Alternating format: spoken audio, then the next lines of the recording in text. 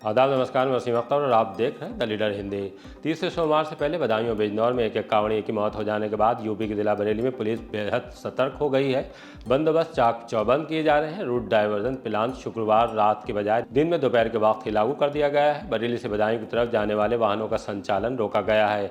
इस बीच SP city ने ड्यूटियां check की हैं। एडीएम सिटी ने समीक्षा अधिकारी, सहायक समीक्षा अधिकारी परीक्षा में भाग लेने वाले परीक्षार्थियों से एक दिन पहले ही बरेली पहुंचने को कहा है।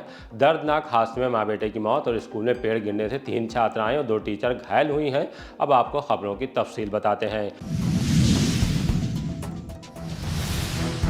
जिले के 2 कांवड़ियों की मौत के बाद अलर्ट। कांवड़ यात्रा के दौरान बदायूं में भुता के गांव भगवानपुर के अंकित की हादसे में और गौसलपुर के रहने वाले रामपाल की अचानक तबीयत बिगड़ने के बाद बिजनौर में मौत हो गई। अंकित की मौत पर बरेली मथुरा हाईवे पर बवाल भी हुआ है। वहां कांवड़ियों के 2 जत्थे आपस में भिड़ गए। दोनों जत्थे ही बरेली के हैं। आगजनी भी हुई है। ऐसी बिजनौर में जिस निजी डॉक्टर की क्लिनिक पर कांवड़िया रामपाल की मौत हुई है, वहां हंगामा हुआ और उसके बाद अफसरों को पहुंचना पड़ा। डॉक्टर के खिलाफ मुकदमा दर्ज कर लिया गया है। इस बीच सोमवार से पहले एसपी सिटी मानुष पारिक ने कांवड़ रूट के मार्ग रामगंगा तिराहा, लाल फाटक, करगैना और चौपला आदि स्थानों पर ड्यूटियां चेक की हैं। सभी से कहा है कि आपात स्थिति से निपटने के लिए सतर्क रहें। एडीएम सिटी सौरभ दुबे ने समीक्षा अधिकारी, सहायक समीक्षा अधिकारी परीक्षा में भाग लेने वाले सभी परीक्षार्थियों को सलाह दी है कि 27 जुलाई को परीक्षा दिवस पर कांवड़ यात्रा और हरियाली तीज के पर्व पर श्रद्धालु भारी संख्या के दृष्टिगत आप अपने अपने निर्धारित परीक्षा केंद्रों के आसपास परीक्षा दिवस से एक दिन पूर्व ही पहुंच जाएं, जिससे परीक्षा दिवस पर असुविधा का सामना नहीं करना पड़े। बनारस पुलिस की टीम जीतकर ले गई बरेली से खिताब। बरेली पुलिस लाइन के मैदान पर 73वीं यूपी पुलिस फुटबॉल प्रतियोगिता का खिताब बनारस जीतकर ले गई है। उसने कड़े मुकाबले में कानपुर जोन की टीम को हरा दिया। एडीजी रमित शर्मा ने बतौर मुख्य अतिथि विजेता टीम के खिलाड़ियों को ट्रॉफी सौंपी। इस दौरान उन्होंने खिलाड़ियों का उत्साहवर्धन भी किया। मैदान पर पेनाल्टी किक को गोल में बदलकर एडीजी ने खेल भावना का प्रदर्शन किया। इस दौरान डीआईजी अजय कुमार सानी, एसएसपी अनुराग आर्य और एसपी सिटी मानुष पारिक इत्यादि मौजूद रहे। ट्रक की टक्कर से ऑटो चालक की पत्नी मासूम बेटे की मौत। थाना फरीदपुर के इलाके नवादावन में दर्दनाक हादसा हुआ है। ट्रक के ऑटो में पीछे टक्कर मार देने से उसके परखच्चे उड़ गए, तब जबकि वो एक अनियंत्रित कार से ऑटो को बचाने की कोशिश कर रहा था। इससे ऑटो चालक के साथ उनकी पत्नी, बेटा और मां समेत 2 सवारियां भी घायल हो गई। सूचना मिलने के बाद पुलिस भी पहुंच गई। घायलों को अस्पताल भेजने के लिए एम्बुलेंस को बुलाया गया, लेकिन उससे पहले ही ऑटो चालक की पत्नी पिंकी और 1 साल के बेटे राघव की मौत हो गई। हाईवे पर हादसे के बाद खलबली मच गई। चालक और क्लीनर ट्रक छोड़कर फरार हो गए हैं। जसवीर। कहाँ रहते हो? कपूर नंगला। थाना कटरा। जिला कौन सा लगता है? शाहजहाँपुर। हम अपने घर से फरीदपुर आ रहे थे कपड़े खरीदने। जब तक यहाँ रोंग साइड एक 4 पहिया जा रही थी, उसने ट्रक वाले उस साइड से इधर लाया। उसने फिर चले आगे कोई वाहन आ गया, उसने एक संग ब्रेक मार दिए। कितने लोगों की मौत हुई है? 2। कौन कौन है आपके? मेरी मैडम है, बच्चा है। कितना बड़ा बच्चा था आपका? बच्चा 1 साल का। टेम्पो आप ही चला रहे थे? टेम्पो हम ही चला रहे थे। कितने लोग बैठे हुए थे टेम्पो में? 6 लोग। अच्छा, कितने लोगों की चोट आई है? 3 लोगों ने चोट है, 2 लोगों में। कहाँ का हादसा है ये? ये फरीदपुर से पीछे 1 किलोमीटर। किस समय हुआ था ये? 1:30 बजे। बच्ची की मां मुकरी फिर भी दरिंदगी में उम्र कैद। अदालत का एक बेहद अहम फैसला सामने आया है, जिसमें पीड़ित बच्ची की मां के पक्षधुरी होने के बावजूद दरिंदगी के आरोपी को उम्र कैद और 25,000 जुर्माने की सजा सुनाई गई है। 4 साल की बच्ची को जान पहचान का एक युवक टॉफी दिलाने के बहाने ले गया और उसके साथ दरिंदगी की थी। मुकदमा ट्रायल के दौरान बच्ची की मां और अन्य गवाह मुकर गए, लेकिन डीएनए रिपोर्ट के आधार पर अदालत ने आरोपी को सजा सुना दी।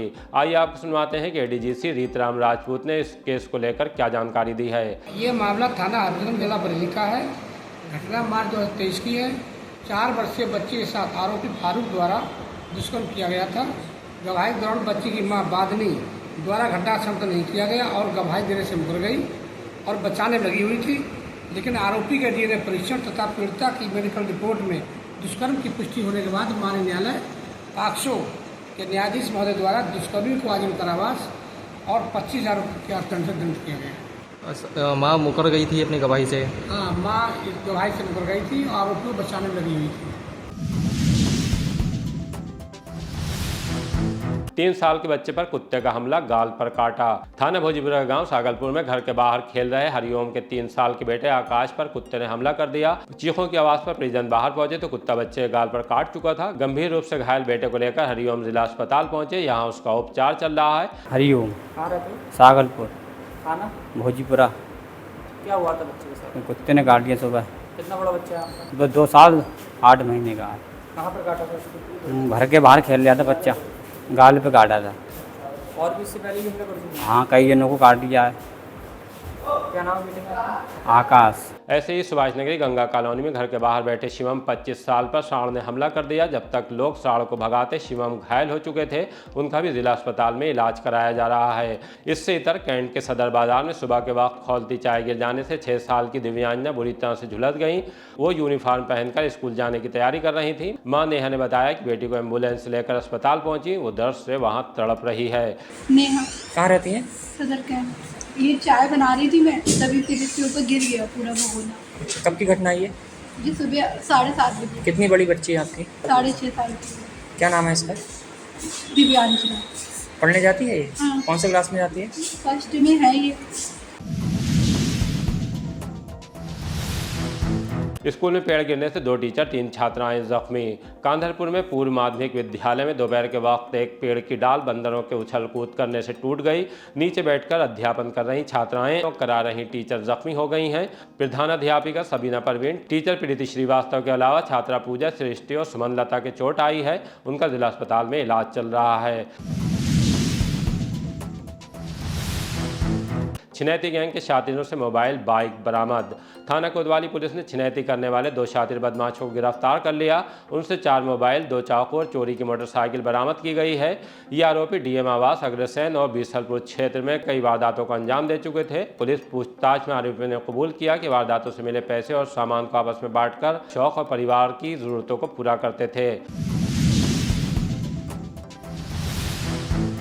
एबीवीपी के प्रतिभा सम्मान समारोह में पहुंचे मंत्री दानिश अंसारी।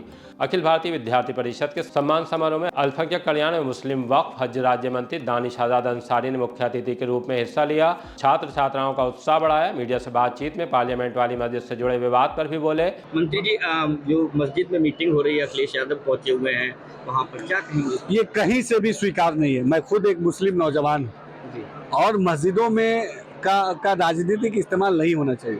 मैं खुद कहीं भी मस्जिद में जाता हूँ तो मैं वहाँ जाता हूँ, नमाज पढ़ के जो हमारी इबादत है करके आता हूँ। कहीं भी मस्जिद में पॉलिटिकल मीटिंग नहीं होनी चाहिए किसी भी पार्टी की। और समाजवादी पार्टी ने हमेशा मुसलमानों को बरगलाने और बहकाने का काम किया है। जिसने भी मीटिंग ऑर्गेनाइज की वो उसको इस बात के लिए माफ़ी भी मांगनी चाहिए और आइंदा ऐसा ना हो, इसके लिए भी समाजवादी पार्टी को अपना स्पष्टीकरण देना चाहिए। कांवड़ लेकर लौटे ट्रैफिक पुलिस कर्मियों का स्वागत। ट्रैफिक पुलिस कर्मियों ने कचला से जल लाकर साधुनाथ नगरी के मंदिरों में जलाभिषेक किया। उससे पहले रामगंगा चौकी पर इंस्पेक्टर सुभाष नगर जितेंद्र सिंह की अगुवाई में सभी का स्वागत हुआ। उन पर फूल बरसाए गए।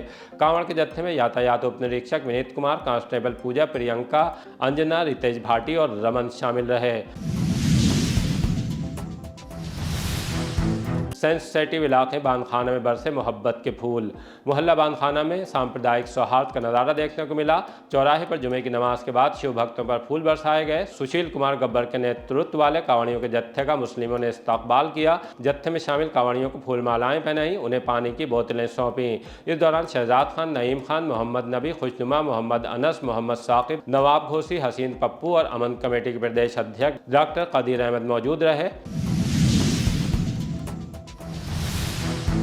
इसी तरह की ताज़ा अपडेट जानने के लिए देखते रहिए द लीडर हिंदी, खरी बात मजबूती के साथ। हमारी रिपोर्टिंग पसंद आ रही तो हमारे चैनल को सब्सक्राइब करके हमारा हौसला बढ़ाएं।